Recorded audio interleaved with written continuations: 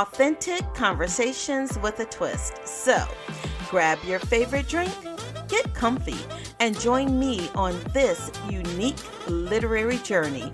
Cheers! Get ready for an unforgettable conversation on the Air with Florenza. This week, we're thrilled to welcome award-winning author Stephen G. Eoannou, known for his rich historical narratives and gripping crime fiction. Stephen will share insights about his latest masterpiece, After Pearl, part of the Nicholas Bishop Mystery Series.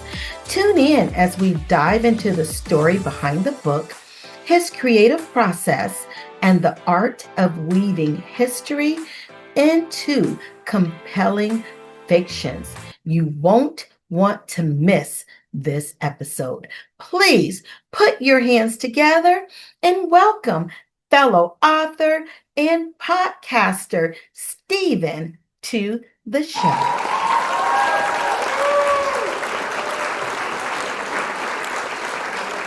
Thank you so much, Steve, for joining me for this episode of On the Air with Florenza. And I've got so much prepared for you today as we discuss your book, After Pearl. But before we do that, as is my tradition, we are going to toast to a magnificent show. And most of my listeners aren't going to believe this because I'm kind of known for the wine or the margarita or the whatever else I just kind of poured in a glass. But boys and girls, I am toasting with some iced coffee in a wine glass. And you have, I've got a cup of tea. oh, And I guess I should have stayed, true to the book and be drinking bourbon, but it's 9 o'clock in the morning. So I don't think that'll work too good. listen, But I'm known for it, but today we're keeping it all clean. right. All right, cheers. Cheers and thank you for having me. You are most welcome.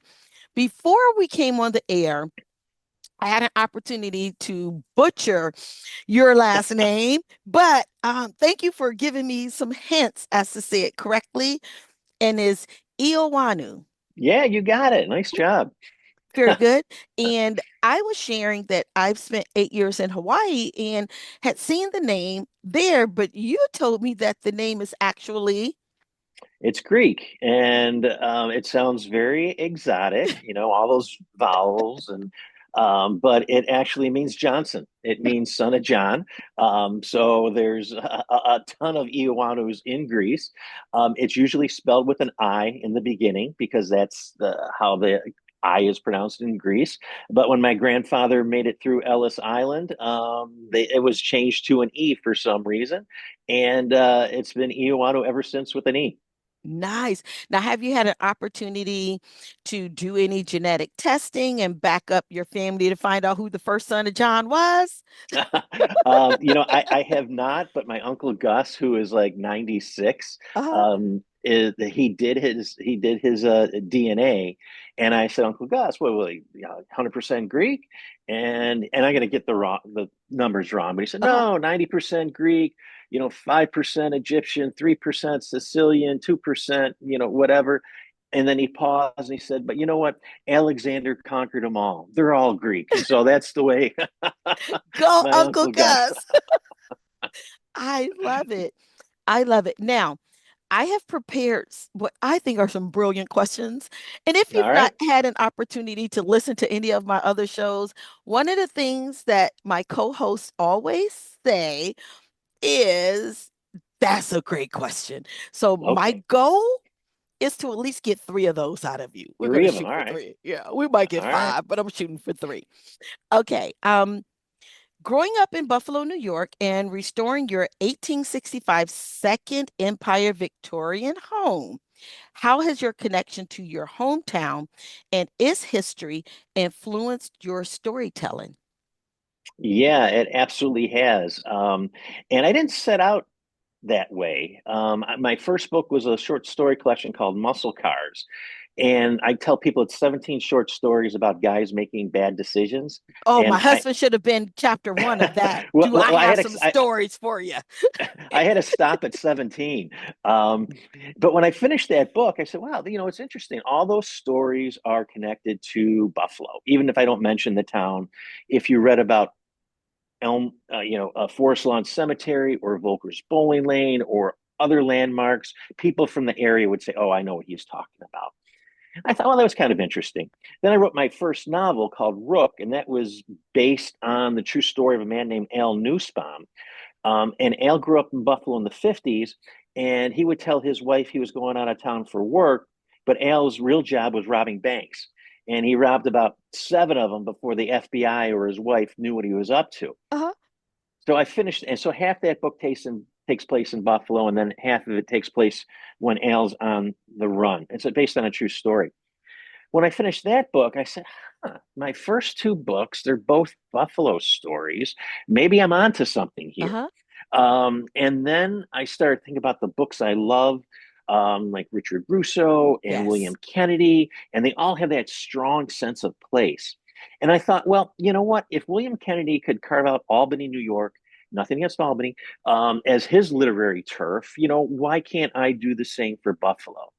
And that's led me to Yesteryear, which is another Buffalo-based novel, and now to After Pearl. So it's the city and its history and its architecture, and my own family history has influenced my writing tremendously. That's awesome. So your very first character for you is Buffalo, and everything else is around it. Yeah, I'm trying to do, like Kennedy's Albany was like a fictionalized, romanticized city, gritty with gangsters and Legs Diamond, and I'm trying to do the same thing with my vision of Buffalo in the 30s and 40s. Nice. Now, you've mentioned a love for your love for classic noir films, particularly Humphrey Bogart. Who does not love Humphrey Bogart? Sure. How has this passion shaped your approach to noir fiction? That's a good question. There's your first one. I think the biggest influence, watching all those old movies growing up, rediscovering them now, because Turner Classic Movies and Yes. everything's on Amazon, rediscovering them later in life. I think the biggest influence has been the dialogue. Mm-hmm. That kind of rapid fire machine gun give and take, the sarcasm, the one liners. Um, I really was thinking of how the actors delivered those lines. Um, and I try to replicate that in the dialogue within After Pearl, especially. Yeah. Don't you just miss that part of conversation? And it wasn't just in the movies, like that was the way that we converse. And I think I'm a baby boomer. I'm the last year Me of the too. baby boomers. And so I know when we're in the same space, we have that banter that Hmm. it seems to be missing. So I appreciate that you're bringing that style back. So Well, thank you for even a that. lot, I stole a lot from my dad, to be honest with you.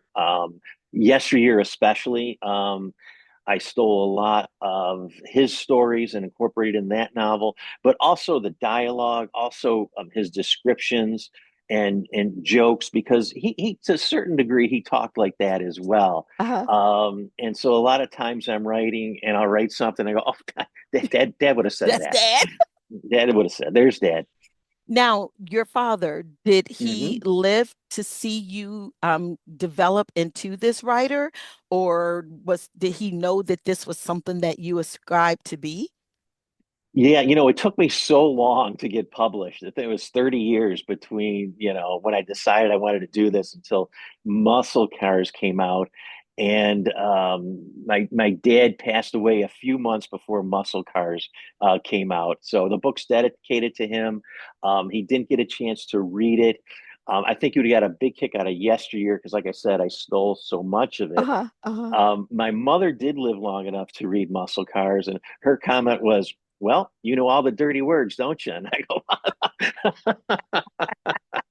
Yes, Mom, I am yeah, John's son. yeah, yeah. Oh, wonderful, wonderful. Now, how do you balance your writing career with raising two children and caring for your one-eyed dog, who actually sounds like a lot of fun? Yeah, that's Coco. She's snoring in the background. Plus, I have a day job still. Hopefully that's gonna I can see the retirement in my future. Yeah. But for years now, I've been getting up at 5 in the morning, and my time is writing from 5 in the morning to seven Hmm. 7:30 if I can push it that far. So that has always been my time when I write. And when the kids were small, now they're growing and on their own. When the kids were small, they weren't up yet. So the house would be quiet Hmm. and, I could get my work done. During the pandemic, which after Pearl, a lot was written during the lockdown, I still had my job. So I wrote in the morning. And then after 5 o'clock, there was nowhere to go and nothing Right. to do. And so I wrote after work as well. And I was tired, but it was a good tired. Working a full day at my day job and then getting 4 or 5 hours of writing in, broken up in the morning and night. Let's go back just briefly to that 3-decade period between first penning to publication. What was that wait period like for you, and what did you do creatively during that time? It was bad. It was brutal. There's nothing good about it. Did you When I question your ability, or did you just say it every hasn't day, gotten to the right person yet? every day. We go back and forth, right? With that, I'm no good. I don't have the talent. It just hasn't gone across the right desk yet. That's a battle back and forth that seemed every day. It seemed like, but when I was in grad school in '86, and I was getting my master's in English, mid '80s. So this is when guys like Jay McInerney, Bret Easton Ellis, Brett Lott, Michael Chabon, all these American male writers were coming out with their debut novels, and they Uh, were a little bit older than me, but all around 30, late 20s. And I thought, well, that's gonna be me. I'm in grad school. I'm 25. I'm working on a novel. That'll be me. yeah. Then 30s came and went, and then 40s 40. came and went, and then Muscle Cars came out. I think it came out just when I turned 52. So during that period, I did what no one else should do. I What? could not and this is the most important advice I could ever give any emerging writer is to find your group. Yeah. Find that trusted circle of writers that you can exchange work, who are as serious about writing as you are, Yeah. who meet not just for the wine and cheese, Yeah. right? Um, I could not find that group. And so the Mm. biggest mistake I made in my development was I just gave up trying to find that group and just wrote in isolation. So I Oh. wasn't getting that feedback. I wasn't getting that criticism. And I struggled. I floundered for, like I said, 30 years. And it wasn't until I went back, I guess it was in 2009, I went back and got my MFA at Queen's University of Charlotte. And you don't need an MFA to Right. get to be a writer. What you need is that group. Yes. And it was at Queens where I found my group. And to be surrounded by all those creative people who are giving you honest and sincere Yeah. feedback Yeah. with love and support, huge difference. Yeah. It And makes all the something difference. clicked. And then you combine with having more to say at 52 than you did at 22. Things just came together that period. And that's when, I would get a story published once a decade, and then I reeled off 17 in a row that became Muscle Cars. Yeah. And then it's just been snowballing ever since. So yeah, those 30 years, the dark years I call them. Yeah, the biggest mistake is I didn't have my group to support me. But you didn't give up. I tell people I did not pen my first book until 50, age 50. Mm, And that was 11 years ago. And I went the independent route, founded hmm my publishing company.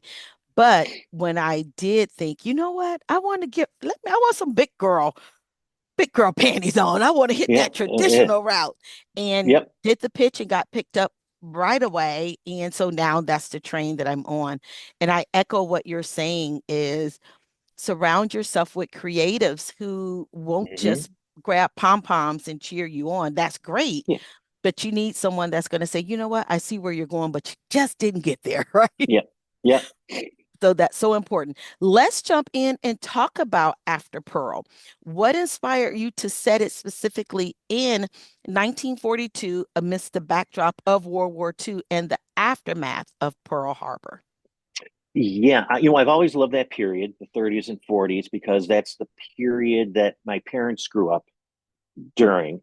And my dad was a great storyteller. I always say if you had give him a few drinks, my mother wasn't around, he'd tell the best stories, you've ever heard. And like I said, I stole most of them for yesteryear. Love that. So I love that period. And I had watched the movie the previous night, and it was like the detective was the classic noir detective, the classic stereotype, meaning kind of one dimensional. The only thing about that he was concerned with really was the job. He could drink a quart of bourbon and have no effects. You could crack him over the head with a bottle of bourbon, and he'd just wake up Shake a it couple off. minutes later, shake it off, splash, and he's fine. Toughest guy in the room, gets all the women, and I said, I'm so tired of that character. Yeah. And I was sitting in a bar by myself, which I kind of do to eavesdrop and people watch and have a couple drinks. And I'm sitting there and I'm drinking Four Roses bourbon. And all of the blue, Norman Mailer said that writing's the spooky art, right? You get these Yeah. ideas and Yeah. thoughts and you write a line, you don't know where Yeah. it comes from. It's spooky. Yeah. I'm sitting at this bar by myself and I think of this friend of my mother's, a guy, his nickname was Mickey the Bug. And he grew up with my mom. He I was love your her. family, just for the record. Well, they're characters. She grew up with her best friends with her best friend's brother was Mickey the Bug. And Mickey during World War II was out in San Francisco waiting for his orders to be shipped out to the Pacific. And he got drunk and he stepped in front of a cab. And his injuries were so severe that when he healed, he got a medical discharge and sent him home. He never went overseas. And my mom was convinced that he did that on purpose. And I'm sitting at this bar, and I haven't thought of Mickey in 30 years. I can barely remember what he looked like, Uh, right? He wasn't like a family guy that would come over for Sunday dinner or anything. You'd see him once in a while at, weddings or whatever. Spooky art, right? I think yes. of Mickey out of the blue, and I go, well, what if, he was a detective? And what if, who would step in front of A who would taxi. step in front of a cab? And Uh-huh. well, maybe he's an alcoholic. As I sit my Four Roses by myself, Uh-huh. um, and maybe it's unclear whether he stepped in front on purpose or did it to get out of the draft, or maybe he's suicidal and self-destructive, and maybe this accident left him with a limp, so now he won't be that big macho detective. He has a physical handicap that he has to Uh-huh. deal with, and I don't like Mickey the Bug too much. So I said, well, Mickey the Weasel, that'll work. And I got more and more excited as I sat and thought about this, and that's how Nicholas Bishop, My Private Eye, was born. And because of the story that I have no idea why I remembered it, and like a day or two after that, we were locked down because of COVID. And now I had an idea, I had a character, I And had you the had time time period, and I had time. Yep. And so that's how I tell people After Pearl's my pandemic novel, even though it has nothing to do with to the do. pandemic at all. That's the trifecta right there. I love how I say that creativity is spiritual and that, Hmm. it's just out. These ideas are looking for a conduit, some place that's fertile ground, that it can stop and plant and take root. And somewhere in the universe, Mickey was like, tap, tap, Yep. tap. Well, you know what? In yesteryear, that book is based on the story of Fran Stryker, and you may not recognize the name, but Fran was the man who created the Lone Ranger, Okay. and you may not know his name because he sold the rights for $10 before the Lone Ranger, exploded into this 9 decade, ATM. um, but the biggest historical inaccuracy in that book, in all my writing, is I gave Fran writer's block. And Fran never had a day of writer's block in his life. Ripley's, believe it or not, estimated in 1934, he was writing 70,000 words a week Wow. of all the scripts, all the books, all the comic strips. But I gave Fran writer's block in yesteryear because I wanted to explore the very same thing that you're saying. Where do these stories come from? Hmm. And there's a lot of magical realism in that book. And the story, the ideas for the Lone Ranger are all around Fran. And we as readers know that because we're familiar with Tonto and the Yep. White Horse and Yep. the Mask and the Silver Bullets. But Fran hasn't created that yet. But it's all around him. And readers could say, Fran, there's the horse, There it is. and then it all comes together hopefully at the end of the book. So yeah, that whole idea of the spiritual aspect of writing, the spookiness that Mailer talks about, yeah, I buy into that because there's some things I don't know where they come from. Why Just Mickey? how I'm just grateful that it came to us. Now, you told us a little bit about where Nicholas Bishop comes from. Tell us what the readers are to expect when they open the book. Like, what is that takeaway that you want them to have, or do you have anything in particular?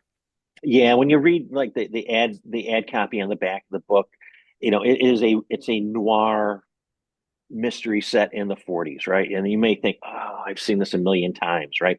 But But you hadn't because seen of this. you haven't, yeah, and what I did is because Nicholas Bishop is goes against that stereotype of that noir detective. He undercuts that. So my idea was to put a non-hard-boiled detective in a hard-boiled world. So that's different. The other big takeaway is his assistant, um, unrequited love object, Gia, his assistant, who he may not have fired before the book started. Um, One of the criticisms of yesteryear was there wasn't a strong female character in that Mm, novel. And it's a valid criticism. My goal was mhm. to write a Lone Ranger and Tonto novel, kind of like a buddy book. And they were right. And then I thought, all right, you want a strong female character. I I'll give got one you for I you. got yeah. So Gia is a tough Buffalo Lower West Side Italian girl who is a feminist and about 30 years ahead of her time.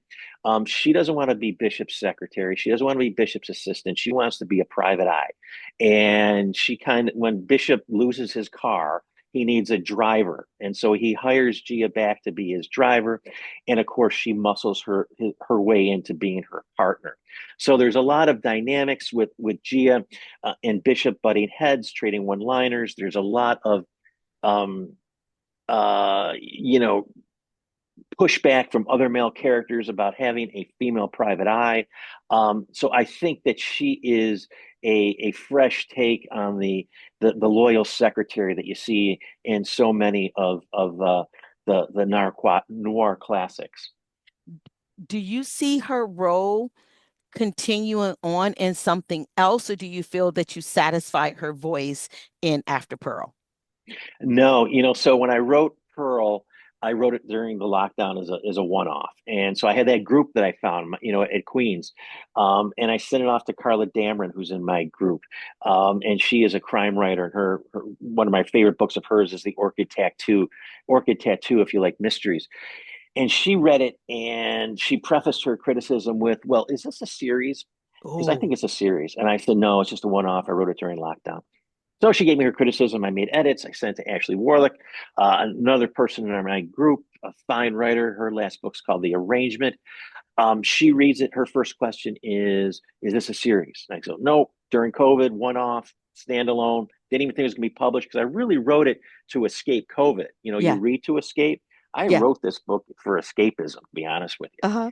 She gives me criticism. I make the edits. I send it to my publisher. He responds, is this a series? Because I think Are you Net, hearing it? Netflix might like this. And so I thought and I said, yes, it's a series with no idea about a second book. So I said, okay, I've committed to a second book, at least a second book. So I got to write the damn thing now. Yeah. And so I did. It's called The Falling Woman. It's going to be out in spring of 2027, and Gia is in that. And the first brush, we'll get into editing this summer, but the first take of it was more Gia. So everyone likes Nice. Gia. So she keeps muscling her way in. Yes. So Now, you've told me a little bit about your mom and her strong personality. Is any of your mom part of Gia? Any of that you heard in terms of the women and the dynamics of the powerful women in your life or in your family? I don't think so. That's another good question. That's the second one. Um, no one's asked me that, and now I have to think. I hate that. I don't think so, other than Okay. just the strength. Yeah. Um, I think my mother was very much a product of her environment, not only growing up in the 30s and 40s, Yeah. but also, being the son of a strict Greek immigrant family with Yeah. traditional female roles. And so I think my mother, even though she probably thought a lot of Gia's thoughts, I don't think she expressed them the Hmm. way Gia does in my book, because that just wasn't accepted Accepted. then, and especially in Yeah. that traditional Greek family of Hmm. first generation. So Gia is the voice of the strength that you saw in your mom. Yeah, probably. I never thought of it before, but you might be onto something there. Now, it's gonna, be more therapy ahead of me, I guess.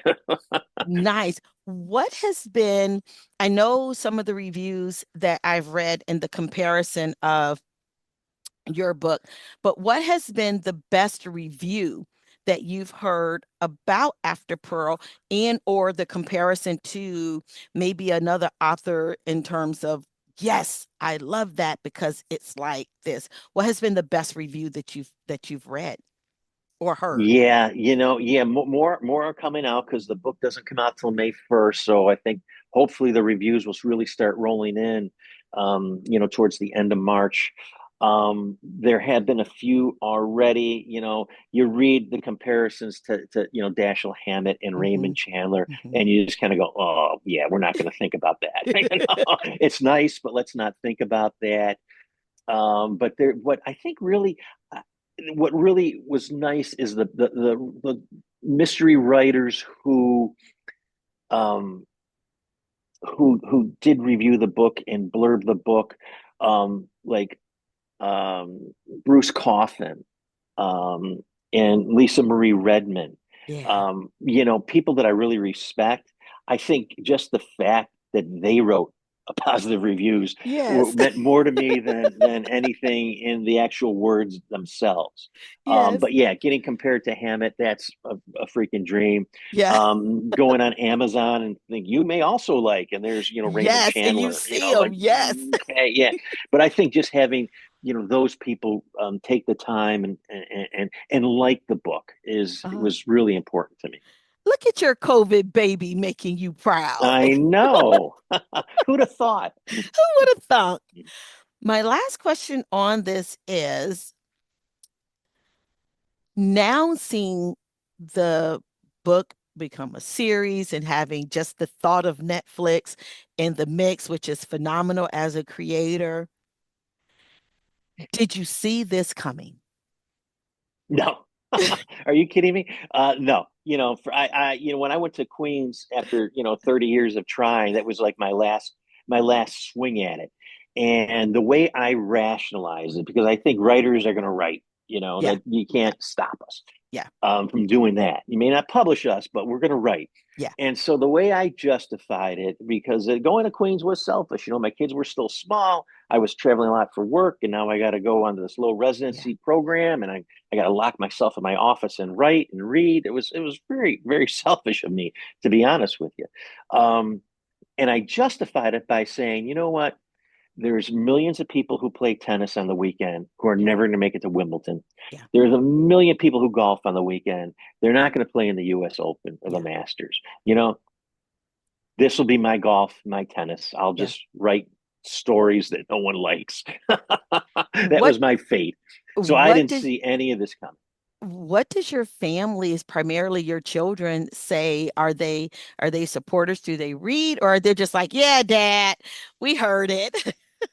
Yeah, it's a lot of that. Yeah, Dad, that's my dad does.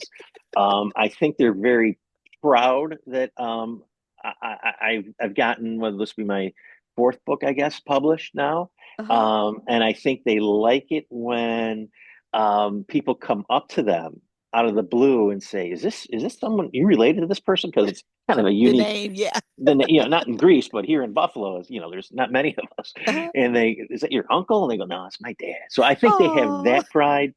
Rook is dedicated to both my children, and so I think they're in their 20s now. I think that they are, as they get older and as I get older, I think they're going to um, have a different, closer feeling and hopefully pride about what I'm doing. They're busy starting their own lives right now, and they've probably been hearing about me talking about writing and getting published for so long. It's like, their yeah, whole yeah, yeah, life. yeah, yeah. So now it's actually here. I think as they get older, they'll appreciate it more. Nice. Well, where are the listeners able to engage with you and to stay connected with you? Yeah, the best place is my website, which is www.sgeoannou.com. And there's anything you want to know about me as a writer is on that website. Links to work that's available for free on the web, links to buy the books, um, autobiography, my biographies. Um, the most important page I tell people is the last page because that's the contact page. And if you want to reach out and talk about my work, invite me to a book club, whatever. I answer all those emails, and I look forward to hearing from readers. Excellent. So we've come to the part of my show that, as I told you earlier, has been rebranded so many times, but I think it's solid now. It went All right. from one's got to go to this or that to one for the road to last call. Talk about To, sitting up in a bar with Four Roses bourbon. Um, So, what it is a series of some rapid fire questions designed just to have a smidge of fun to get to know you as a person, which I think we've done that. I think this has been like so far one of my favorite interviews. oh, But good. Thank you. It's been a blast. so, are you ready? I'm ready. All right. If you could live in any time period for a week, which would you choose? Easy. 1942, Buffalo, New York. I love to walk and see the old buildings that are no longer here. A lot of them still are. I'd love to walk into my grandfather's restaurant, which a lot of the book, all my Oh, books. I never met my grandfather. He died before I was born, but his character in his restaurant, where my father lived above it, was a key to my dad's story. So I'd love to walk in there and not even tell him who I was, sit at the counter and, just and just sit. watch. Oh, that's so sweet. What's one habit or routine you couldn't live without? You see, this is going to disappoint you because people ask me this, and I have no routines when it comes to writing. No, not Because I have, writing wise, oh, just just in life. general. Yeah, just in general. Oh, wow. All right. Habits I can't do without. Habit or routine? Habit or a routine. Well, it's writing related. When I don't write in that in the morning or squeeze it in after work, I feel very adrift. I Mm, feel like I'm not mhm. being productive. And I think, man, I've already wasted 30 years getting here. I can't waste another minute. So I feel very adrift. So if I don't write something, even if it's a query letter, Yeah. I don't feel good about myself. And that's a good use of time. I can see that. Okay, well, what's your favorite guilty pleasure activity when you are unwinding other than bourbon? Oh, yeah, that unwinds you all the way. Oh, all the movies, even before Netflix, I was always a big movie fan. The Late Show growing up on Channel 7 at Yeah. 11:30, that's where I was introduced to Bogart and Cagney and all those great movies from the 30s and 40s. So yeah, I probably waste too much time on Netflix and Amazon Prime watching movies and criticizing them and stumbling across a good one every now and then. Well, it's paying off. Speaking of paying off, what's one thing you've always wanted to try, but you haven't yet? What have I always wanted to try but haven't?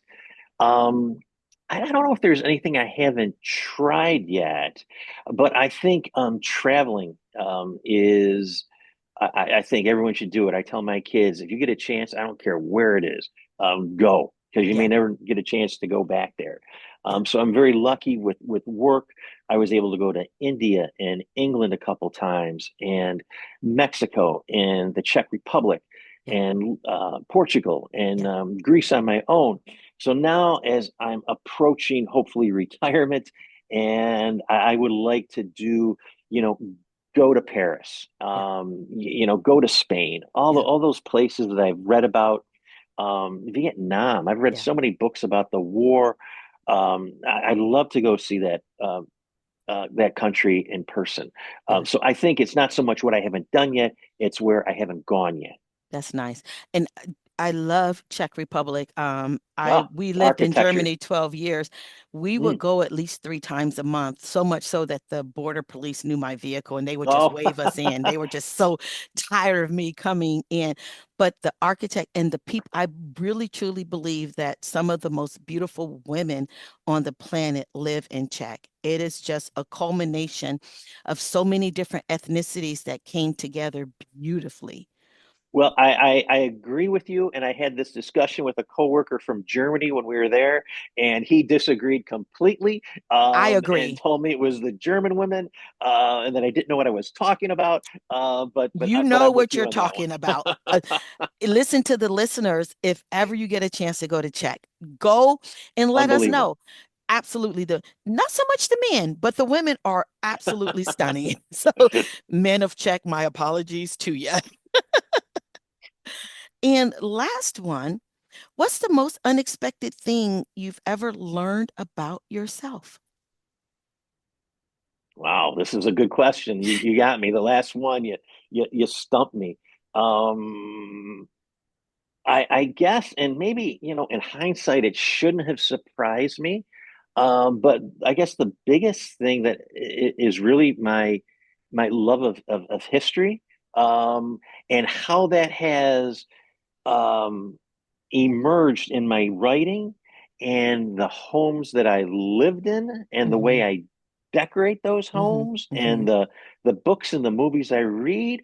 I guess I should have seen it coming. I just wasn't quite self-aware. But when my mom passed and we broke up, my siblings and I broke up the house, there was all these amazing photographs that I had never seen. They were all squirreled away in my mom's desk, which we never went in because that was Uh, that was off limits. And I said, well, I have to display these. These are too good to be sitting for the next 30 years in a yeah. drawer. And so I have a lot of family pictures around the house. Um, and so my some of my son's friends when they were little, they called the guest room the creepy lady room because there was all these older pictures of, but for somehow I find comfort in seeing those faces that I haven't seen in 30 or 40 years, my Yeah. grandparents, my uncle, some people I haven't even never met because they passed before me. So I like having them Among around me. you. Yeah. Oh, And I think some way mystically, spiritually, again, yeah. I think they're contributing to this, at least for this period of my writing career, focusing in on writing during that time period. They're just giving you little sprinkles. I think so. Somebody is. Yeah. Because I Oh, can't come up with that stuff. man, Stephen, this has been so much fun. I would love to have you to come back on when your Oh, I'd next love book to. is coming out. I am excited about it.